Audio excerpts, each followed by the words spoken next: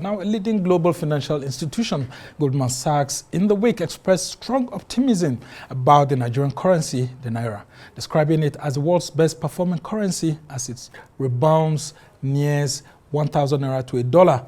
Now, the finance investment company noted that Naira has already established itself as the top performing currency globally in April, adding that the local currency is expected to extend its gains amid the continuing effective policy management by the Central Bank of Nigeria. Since the beginning of April alone, the Naira has surged by 12% against the dollar, building on a 14% surge in March, according to Bloomberg. The rally was supported by capital inflows and consecutive interest rate hikes, helping to recover from significant losses following two devaluations since last June, triggered by the floating of the local currency and forex market unification. Well, to help us understand this fine run by the Naira against the dollar, we are being joined in the studio by financial analyst and MD CEO of Steward Asset Management, Steve Nwachukwu. Thank you so much for joining us. Thanks for having me. My pleasure. Yeah, so it's been sharing good news for Nigerians. Quite a good one. Of course, it's been making lots of people to feel very comfortable, and with the hope that the prices of goods and other commodities will go down. What do you make of the Naira's sudden rebound? Well, it's a good development. Just like reports are all there, yes, we expected a rebound. We also expected a couple of other policies and policy decisions of the government to also see how it can be sustained. One would say that you can perhaps look at what the researchers did, the reports, even giving a permutation or speculation that it may even drop within 1,000 or lower to 1,000. You could see it from different perspectives, but let's be realistic with the numbers. Let's also diagnose or dissect those numbers. What has happened? What particularly could you say that CBN or the policy decision makers from the fiscal have done in this last 6 weeks to see a sort of rebound or recovery that Naira have witnessed in this last 6 weeks? One, you can make 4 to 3 assumptions. First assumption, you could say, yes, was there an improved supply of forex to the exchange market? Yes, there was a significant supply of dollar, and evidence is there that our foreign reserve have lost about 1.2 or 1.4 billion dollars. That's evidence to the fact, yes, CBN actually increased supply of dollar. Then the second assumption possibly would be, do we have some level of contraction or a lower demand? Yes. Statistics are also there to prove that since the prices of these goods and services have gone to the roof, Nigerians' purchasing power and those money is no longer available for Nigerians to buy. So sales have dropped. In fact, Manufacturers Association of Nigeria or thereabout, they made a disclosure that more than 350 billion worth of goods is unsold, meaning that the strength of Nigerians to buy the products they have dropped. So their own demand for forex have also done. So we are looking at these 4 or 3 assumptions so that we can get a clearer perspective of what have actually happened. Was there a magic that CBN did? There was no magic. It was a policy, and also with play out of fundamental realities around the forces of demand and supply. So one, the first assumption, CBN actually did a targeted and improved supply of forex to the market, and evidence is the drop from our foreign reserve. So they actually touched the foreign reserve, yes, to use it to actually cushion the effect of the Naira. They could defend it by saying, well, we weren't defending Naira, we're actually paying backlogs. But I thought that was the accusation against the Mefele and Buhari-led CBN, that they were using a foreign reserve to actually defend the Naira. This defense of Naira, you can look at it from different perspectives. You could see it from the point that, well, you are doing your legitimate work. It wasn't defense of Naira. Were you dashing people? Were you just giving people dollar? Rather, we are using what you have as foreign reserve to meet the demand, the rising demand, than allowing market forces to determine the rate. What you may call market forces in our client is speculation. In other clients, it's realities of demand and supply. Have in mind also that we have a lopsided balance of payment. there are more of demands of foreign-made products. Our appetite for foreign-made products have not been cut short. And we are not doing much to make sure that we rise our production to at least support the strength of Naira by perhaps implementing backward integration program or import substitution program. These are the things that can give Naira the actual strength and recovery needed.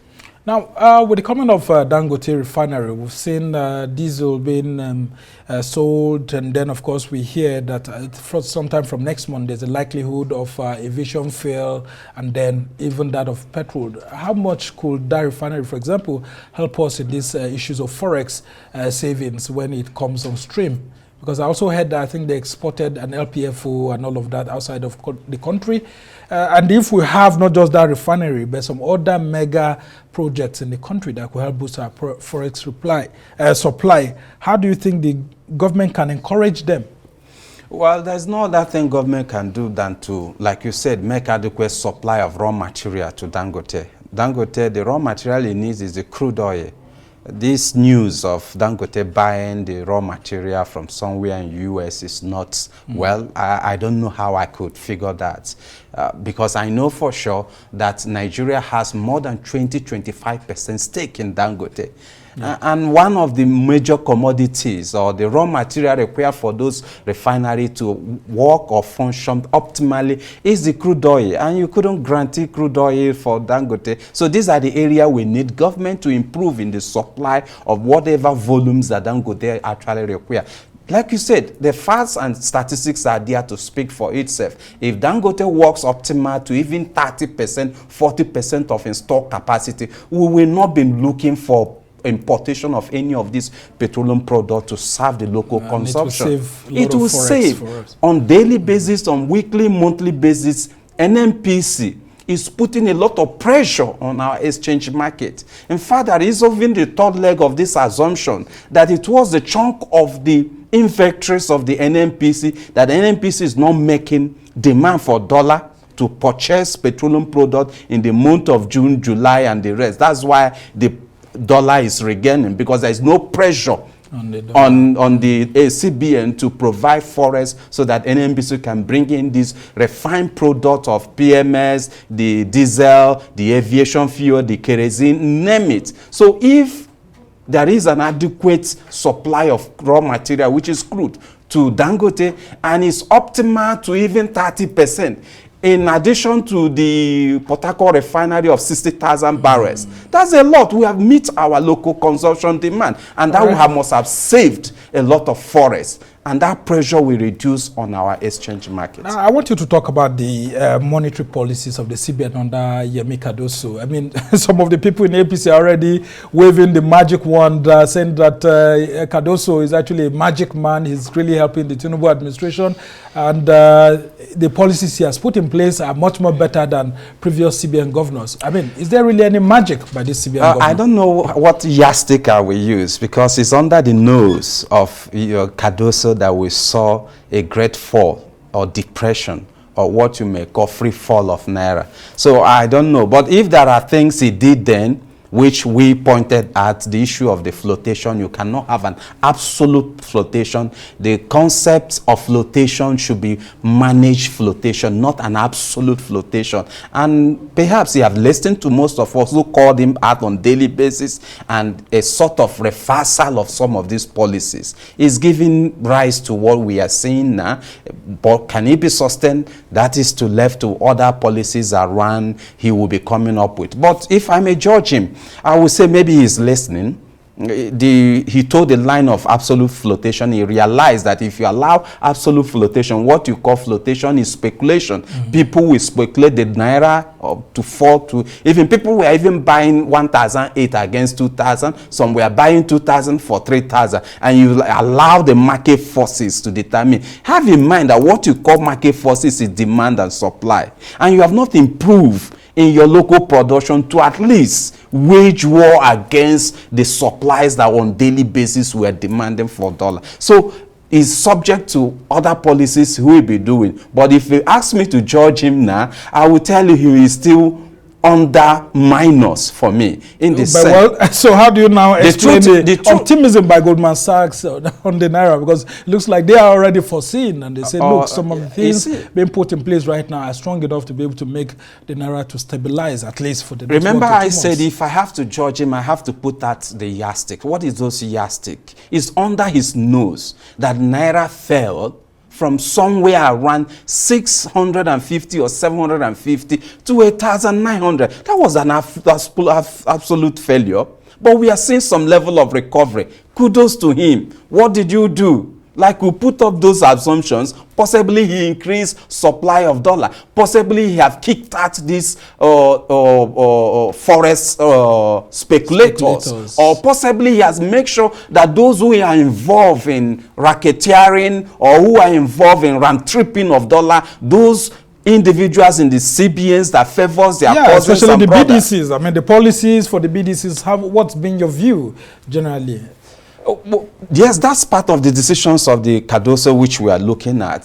The policy on the BDCs is okay to make a targeted supply to them, a targeted supply like he's doing and he's pegging. He's indirectly pegging the exchange rate. Yeah. When you make a supply and you peg the price you are supplying, you are already pegging the exchange indirectly. So what he's doing is okay. Like I do say, the essence of defending your Naira, your exchange, is not just for the sake of the glory of doing it. It's the sake of the ripple effect of most of these activities around the exchange. Have in mind, as an import-dependent country we are, most of our inflationary figures or factors are imported inflation. So it's not coming from the demand push that is excess money in circulation or Nigerians' disposable income is too rich and all that. No, it's coming from the cost inputs we have around those raw materials that Nigerians buy because of the purchase of such currency. At whatever rate they buy this exchange rate, it determines the output cost. So these are the basic facts. So whatever he's doing to make sure Naira is defended, he should keep it up. But what I will not suggest him doing is giving bonanzas or doing what other administrations have been doing, giving room for all these speculators who run trip in our forex market. These are economic saboteurs. Okay, so should Nigerians actually be rejoicing about this Goldman Sachs statement that the Naira is the best performing currency in April and all of that? How should we be taking it as citizens? I mean, for now, it actually looks joyful. But I mean, in the months ahead, how should we be looking at That's the months ahead we are looking at, in the sense that, one, what is the government doing actually beyond the speculation or the speculators, which is the permutation by this Goldman? What are the realities available? Like I do call on President Bola Ahmed Tinubu to declare a state of emergency in an economy. Give a marching order to NNPC to ramp up production to somewhere around 1.8, 1.9 to 2 million barrels per day. This is the only sustainable way of keeping your Naira at float. So that we earn more forex. You earn more forex so that you have more forex to defend Naira. Any other measures are artificial, they are cosmetics, they will not last. Like I said, what is available for these researchers who did this very report? What was within their purview to come up with these speculations or with these projections? Possibly they have other information we don't have. Maybe Naira or federal government have stockpiled. Or maybe the recapitalization is going to bring an influx of forex, because we are witnessing some of the international businessmen interested in buying or investing in most of these commercial the foreign direct investments that we've heard about. Exactly. At the moment, are you optimistic that, I mean, the FDI will continue to grow in the months ahead? With the recapitalization is a key way to bring in forex, because put together is close to about more than $5 billion or $6 billion expected. So if we can get up to half of this very investment from international investors, that's about $2.53 billion. So that's enough to even defend the Naira. And these are coming as FDI. They are not coming as portfolio investment. That's why I kicked against the Cardoso and his team policy on this very aggressive exposure of Nigerian banks or exposure of the interest rate by hiking it to around 24.75%. It's dangerous to our economy. Those portfolio investment you are looking for, yes, you may have some, but what can you continue to incentivize the system to keep those portfolio investments? They are like what we use in a local palace, permit me a shower money. They don't stay. Well, they will wake up and leave. We don't want to use our TV actually. Of course, my apologies for that. But these monies are temporary monies. You will continue to appease them. You put at 24.75%, they will do, hey, I'm leaving. You put at 26 just to keep them. So we don't need such kind of money. We need fundamental money that will stay for 15 years, 10 years. All right, just quickly before I let you go, in 30 seconds, what do you make of the payments to foreign airlines and all of that? About $2.something billion was offset by the CBN governor and all of that.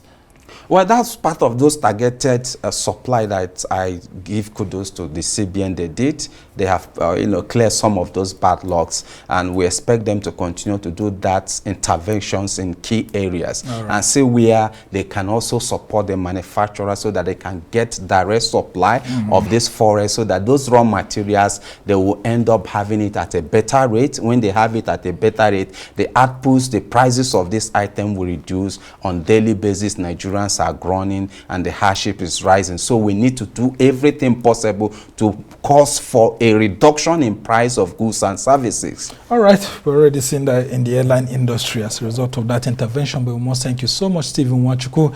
He's the MD of Steward Asset Management, and you've been helping us to understand the Goldman Sachs report that the Naira is the best performing currency in April 2024. And we must thank you so much for joining us.